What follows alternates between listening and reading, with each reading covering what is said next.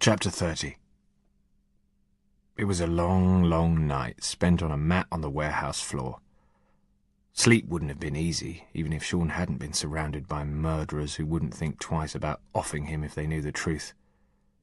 There was still speculation about what they were doing here. Though Sean had twigged one thing: 4 vans, 4 of them. That had to mean something. Rich had disappeared before they turned in. Sean actually found himself wishing he hadn't. His absence meant that Malcolm was in charge. But sleep did come, and it came so deeply that when they were kicked out of bed at 5:30, all Sean really wanted to do was stay in his sleeping bag, sleep in and pretend that none of this was happening. Except that he couldn't. They all stirred blearily and stumbled into life, knocking back coffee and pizza which Malcolm provided. And far too soon they were lining up beside the vans, awaiting instructions. Sean had guessed right. They were drivers. Malcolm handed out 4 plastic envelopes. Sean, then Copper, Matt and Heaton. Each one had a CD in it. "These are your orders," he said. "You will each take one of these vans. Your destinations are in the sat-navs. Just follow directions. Play your CD when you're in your van. Stick to the schedule. Arrive when you've been told to arrive. Leave by the route you're given." With nothing left to say, Sean gave a nod to the others and climbed into one of the waiting vans. He couldn't see whatever was in the back as it was blocked off from the driving compartment. Time to go. Malcolm thumbed a button on the warehouse wall that made the shutter rise up to reveal the early sun of a September morning. Sean fired up his engine, and one by one the vans began to roll out. Sean was third. He gave the last driver, Heaton, a nod and put the vehicle into gear. The little convoy trundled slowly off the industrial estate, picking up speed until they could pull onto the main road. The van handled slowly and heavily. Whatever was in the back weighed a lot. "Okay," Sean said loudly, for the benefit of the wire he was wearing. "Playing the CD now." He pushed it into the slot on the dashboard and waited. A moment later, an artificial-sounding voice filled the cab. Sean guessed the instructions had been typed into a computer's voice synthesizer. There was nothing here that would link it to Rich. "Your sat-nav is taking you to the southern entrance of the Blackwall Tunnel. Arrive at 06:55. Enter the tunnel. Halfway along, at the deepest point, pull the van over across both lanes to block the traffic flow. Abandon the van and proceed northward on foot. The van will explode at 0700 hours. Sean's eyes went wide. There was a bomb in the back. He had been assuming it would be another Monty job. Suddenly he fancied he could feel its malevolent presence lurking behind the bulkhead. The van hit a slight bump in the road and he stifled a scream. And of course, Sean thought, remembering what MI5 had told him, it would all be pinned on non-existent IS supporters. The voice was continuing. "In the meantime, please note that the device is attached to a GPS tracking mechanism. If this vehicle diverts from the intended route, it will explode. I apologize for this necessary precaution. I look forward to seeing you again and to thanking you in person." Well, fuck all this. This was right off his pay grade. Adams and MI5 would have heard all that on the wire, but they couldn't talk back to him. Sean grabbed the spook's phone and dialed, then drove single-handed with it pressed to his ear. Adams answered almost at once. "You'd best have a plan, Sergeant," Sean said, "because I'm all out of ideas." A screen of the sat-nav showed him the route he was taking. At the moment he was crawling along steadily towards the A2 South Circular. ETA at the tunnel, now just under 40 minutes. "We're working on it."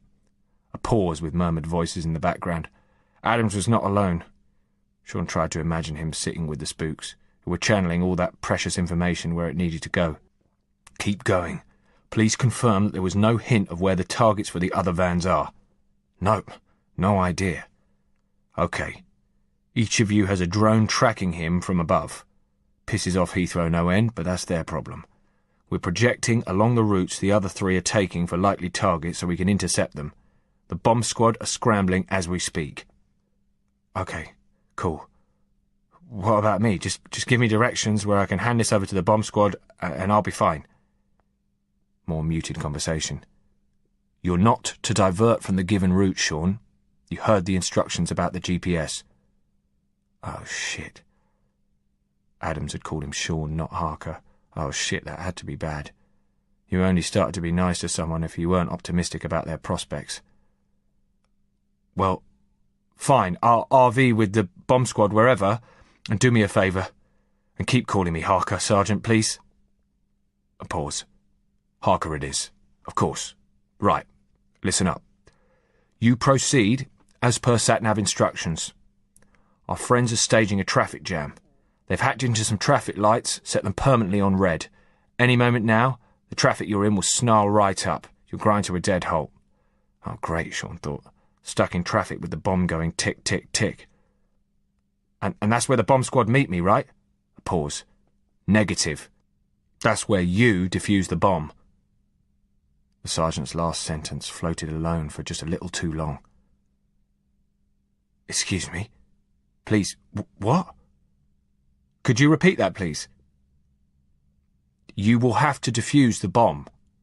We don't have enough EOD personnel to handle 4 simultaneous targets. You're our man on the ground. We have Captain Fitzallen here who'll guide you through it. She reckons it'll be pretty easy, probably just a timer attached to a shitload of fertilizer. You're kidding me, right? No, said Adams. I'm definitely not kidding you. This is our only option. The traffic on the A2 ahead was starting to slow. I've never defused a bomb. Then now's your chance to learn, said the sergeant. As soon as the traffic stops, get in the back of the van. Tell us what you see. Understood? Sean didn't reply as, almost on cue, the road snarled up. Drivers up and down the highway started to vent their frustration in the only way they could, with the car horn symphony. Sean jumped out of the driver's seat and ran down the side of the van. A man in a BMW yelled at him to get back in your van, you dick! You'll just make this worse! But Sean ignored him. Insults he could take. Explosions, not so much. He fumbled on the keyring for the key to the rear doors and pulled them open. And there, innocent as anything, was the bomb. Fuck. 2 rows of waist-high blue plastic tubs filling the rear of the van. He remembered Captain Fitzallen's briefing. 200 kilograms of explosive. Killed 30 people. 200 bags of sugar. This was a lot more than 200 bags of sugar. Even as his eyes continued to scan it, Sean was back on the phone. Taped to the nearest one with high-quality gaffer tape was a black box with an LCD counter and a grey slab the size of a phone that Sean immediately recognised as PE, plastic explosive. The counter showed the current time, past. A black tube was embedded in the explosive, joined to the box by a couple of wires. I found it. Not that it was difficult to miss. Okay, the sergeant replied. I'm passing you on to the captain now. Do exactly as you're told. There was a scuffling down the line. Private Harker? The voice was clipped and professional. Yes, ma'am, Sean replied. Under the circumstances, call me Fitz. Okay, this is going to be fun. We usually do this in 3s, and we're all experts. Tell me what you can see. Sean described exactly what was in front of him, down to the box and the PE. Good, said Fitz. That will be what we have to deal with. I need you to take a photograph of it now and send it to me. Sean flicked up the camera and took a snap. A yell came from behind him. What do you think you're doing taking photos? Sean turned round to see a pretty fit woman in a pretty fit soft-top sports car. Sorry, he said, and sent the photograph. Sorry, she exclaimed. You're blocking the road. If the traffic starts to move, you won't be able to. Get back in your van. Sean turned his back on her, the phone to his ear. Well? Piece of piss, Fitz said. The black box will be both the timer and the power supply. That thing in the plastic explosive is the detonator. At the chosen time, the timer will send a spark down those wires, and boom.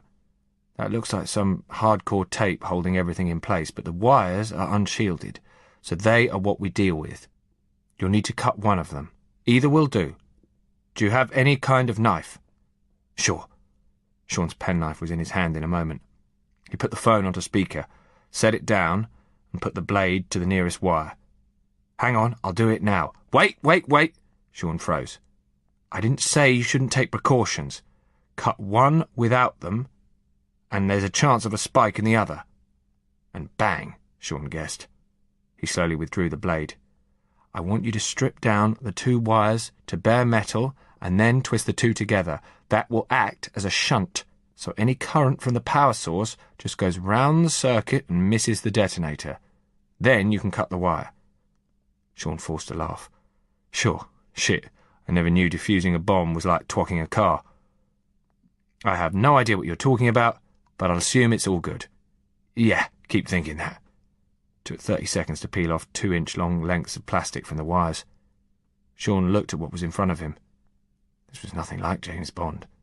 He had no clever gadgets, not even a pair of pliers.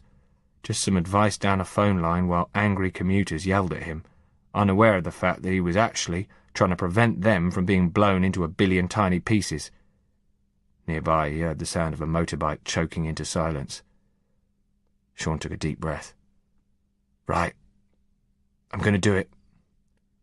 He was aware of someone coming up behind him. He hoped it was the fit woman, seeing what he was doing. Maybe she'd be impressed once she learned what he was up to. "Be with you in a moment," he said, and twisted the two wires together. Something clobbered him over the head and dropped him to the ground like a sack of coal.